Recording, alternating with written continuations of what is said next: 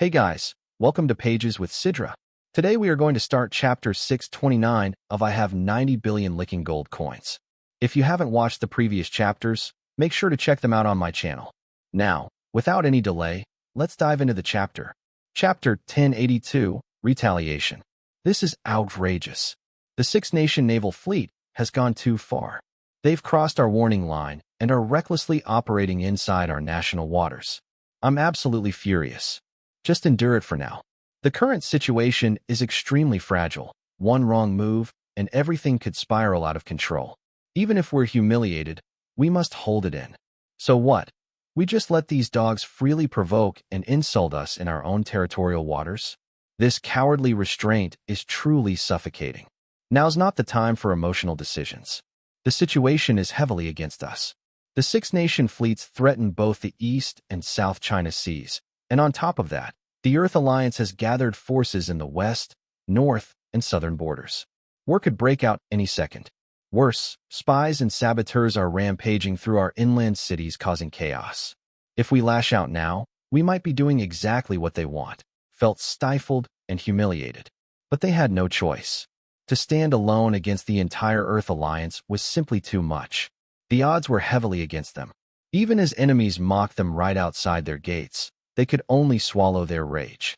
At this moment, among the Six-Nation fleets, it was the Fusang fleet that was acting most arrogantly. They even started a full-blown naval drill right at the Heavenly Empire's doorstep, firing dozens of shells in plain view. Huge explosions erupted across the sea surface, water plumes soaring hundreds of meters high. The thundering blasts echoed nonstop. They were literally bombing the ocean for fun, right in your face. And the question was, do you even dare to retaliate?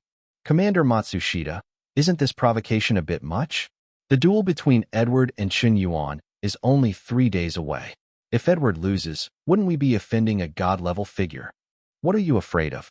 That Chen Yuan is already chickening out. He's lost before the battle even begins. He's scrambling to improve his strength in the final few days.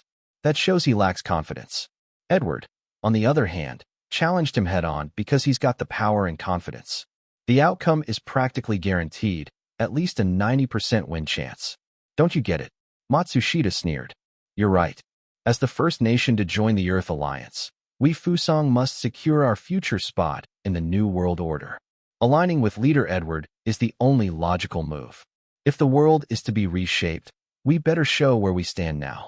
That way, Edward will see us as valuable allies. The Fusang commanders grew even more brazen with their provocations. They were one step away from literally crapping on your head. Meanwhile, aboard a massive aircraft carrier at the rear, the highest commander of the naval fleet, Logan, was frowning as he listened to his subordinates' reports. Commander, we've temporarily lost contact with bomber number 330166. What happened? Unclear. Before losing contact, Captain Jerry sounded very excited. We believe the bomb drop was successful. But then, the signal cut off suddenly. Commander Logan frowned deeper. A B-2 stealth bomber, operating at 10,000 meters altitude, had dropped a bomb. And the target was just a small city estate. This mission should have been effortless. How could it go missing? Even a 6th-rank cultivator shouldn't be able to reach or threaten a high-altitude stealth bomber. As for interception by Heavenly Empire jets, highly unlikely. The B-2 was among the best aircraft in the world. And given the current war tensions, they probably had no resources to intercept anyway. According to intel, the officer continued, the Qian family estate houses several women who control almost all of China's major platforms. Big Cat TV, Carp App, Feituan Capital, CY Charity, CY Tech, Ruin Pharmaceuticals, Meng Shopping, and more. From real estate to finance, internet giants to pharma, smartphones to chip production and telecom, they together control nearly $20 trillion in assets. This power is already terrifying. Blowing up Chen Yuan's home while he's away training at the frontier was a strategic decision, meant to destabilize him mentally. That was the upper command's direct order. Could something have gone wrong? Commander Logan fell silent, a sense of unease creeping over him. A grim expression clouded his face. The vast, endless sea suddenly felt overwhelmingly suffocating. Then, out of nowhere, A man in slippers and pajamas appeared high above, floating in the sky.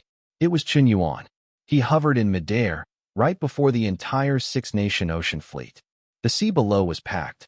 Over 1,000 warships, including destroyers, frigates, landing ships, aircraft carriers, submarines, and supply vessels. Just aircraft carriers alone totaled 21. They had deployed nearly their entire naval force. The coastline stretched hundreds of kilometers, lined densely with warships every few hundred meters. Qian Yuan's gaze turned cold. A horrifying pressure burst from his body. Found you. It was you. You sent a bomber to blow up my home. Your whole damn fleet. None of you are getting out of here today. You're all dead. Qian Yuan roared with fury. His rage had been compressed to the breaking point. Now it erupted like a volcano. He gripped his long sword and slashed. A violent surge of cosmic energy surged into the blade, forming a colossal sword beam over 5 kilometers long. The sword light tore through the sky and landed directly on an aircraft carrier. With overwhelming force, the giant blade sliced the massive carrier in two. Silence, shock, terror. Everyone, whether from the Heavenly Empire or the Six-Nation Alliance, stood frozen. Their eyes widened in disbelief. They couldn't believe what they just witnessed. An aircraft carrier, destroyed with one slash? This is Boss Yin. A single sword to slice a carrier? Holy **T. I used to think the news reports were exaggerated. Now I think they understated how powerful he really is. Finally, someone with guts. Our true war god. Qian Yuan, what are you doing? Are you trying to start a world war? This is an act of aggression. Do you know the consequences? You can't handle them. Matsushita screamed from his warship's radio, his voice full of threat. Handle your mother's ass. Water, rise. Qian Yuan roared, his voice shaking the heavens. The sea began to churn, and from the waves, enormous water dragons rose one by one, forming in an instant. Chapter 1083. Crushing the 800,000 Allied forces. Everyone's scalp went numb. They were so shocked, they turned to stone. No one could believe what they were witnessing. Was this really something a human could control? To actually command the power of heaven and earth? To wave a hand and summon 100,000-foot-long dragons? This wasn't just powerful, it went beyond insane. It was divine, godlike, straight out of ancient myths. If there really were gods descending to earth, they couldn't look more terrifying than this. Qian Yuan pressed down with his palm. 100 water dragons, each 1,000 feet long, roared forward like savage beasts, crashing straight into the 100 warships. Though the dragons were formed from water, within the ocean, their destructive power was unmatched. When water strikes with enough force, it's no different from steel smashing into steel. Every single warship was shattered and sunk to the ocean floor. Gone in seconds. They never even had a chance to fight back. How is this possible? How can one person be this powerful? Send the jets, full-scale assault. He may control the power of nature, but that doesn't mean he's invincible. General Logan roared, his voice full of fury and disbelief. I've never believed in ghosts or gods, and I refuse to believe that one man can take down the naval forces of 6 nations, 1,000 warships, 3,000 fighter jets, 20,000 missiles, and 21 aircraft carriers. Logan had served for decades. Even against overwhelming odds, he refused to surrender. But it was already too late. 100 warships were gone. Even the mighty aircraft carriers were split in half. The only way to wash away this humiliation was through battle. Swoosh, swoosh, swoosh. Under Logan's command, fighter jets soared into the skies. A dense swarm of planes filled the air. Boom, boom, boom, boom, boom, boom, boom. Missiles, rockets, torpedoes, artillery. A storm of firepower rained down toward Qian Yuan. Perfect timing, Qian Yuan said coldly. Let me use you all to train my sword. With his long sword in hand, he charged straight into the fighter fleet. He unleashed the falling leaf sword technique. In his eyes, these fighter jets were nothing more than autumn leaves. They dropped from the sky like dumplings in boiling water. It wasn't even a battle, it was a massacre. None of the jet's weapons could touch him.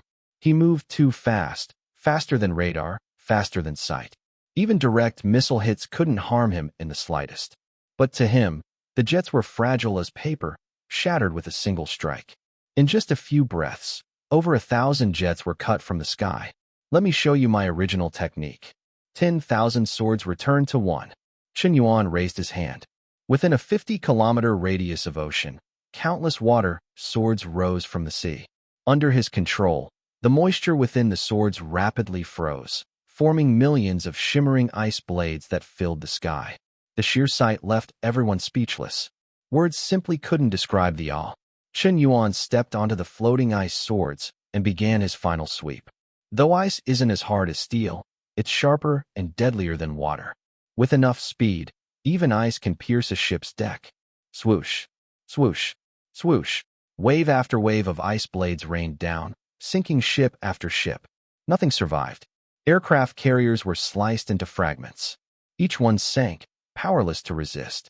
After destroying the final carrier, Qian Yuan turned and walked away. His robes fluttered gently in the wind. He didn't even leave a cloud behind. At that moment, every Chinese Navy soldier was left with jaws wide open, big enough to fit an ostrich egg. They couldn't believe it. They couldn't comprehend it. All they could feel was shock. All they could feel was fear. Even 50 years later, the veterans who were there would recall this battle with pounding hearts and trembling voices. That legendary battle could be summed up in just 2 lines. Sword light slashes across 3,000 miles. One strike chills all of China. That battle lasted 1 full hour. Qian Yuan, alone with his sword, destroyed 3,000 fighter jets, crushed 21 aircraft carriers, sank 1,000 warships. The 800,000-strong Allied Navy was nearly wiped out. For hundreds of kilometers along the coast, all that remained were dark smoke, fire, and wreckage. One man reversed the tide of war. That day, Qian Yuan earned his title, the Great Emperor. From then on, no one dared touch anyone close to him. Even the online trolls vanished. A common man's rage spills 5 steps of blood. But when Yin Zong is angry, he wipes out 800,000 troops. Mountains of corpses, rivers of blood, a slaughter, a legend. Later, when people investigated why Yin Zong went berserk, they discovered it was all for a woman. He had gone to war, all because of love. And just like that, he gained even more fans. Millions of women swooned. That evening, around 7 p.m., Qian Yuan returned to his estate. "Boss, where have you been? So much has happened. The vice president of Big Cat TV, Shin Shui, just died. They say it was a gas explosion, but something feels off. And we just got tragic news. The global superstar, Della Hathaway, died in a plane crash. We worked with her before. You even knew her in person." Once the news broke, the entire internet exploded in rage. She was American, but the crash happened in China. Fans around the world are furious. Qian Yuan's assistant, Yuling Shuang, immediately reported everything. Qian Yuan calmly nodded. "I already know, but you all need to stay careful from now on." His expression was calm, but his eyes were cold. The mastermind behind all this was definitely Edward. What's his plan? To provoke me? To test my strength? Fine. You succeeded. But the price you'll pay is far beyond what you can afford. Qian Yuan's killing intent hadn't faded, and Edward's test had begun days earlier. It all started with a strange phenomenon on Mount Everest, captured by netizens, and now spreading like wildfire online. That's it for today's chapter recap. If you enjoyed the breakdown, don't forget to like, comment, and subscribe to stay updated with the latest manga, manhwa, and manhwa recaps. Got thoughts on today's chapter? Drop them in the comments. I'd love to hear your take on the story. See you in the next one. Until then, keep turning the pages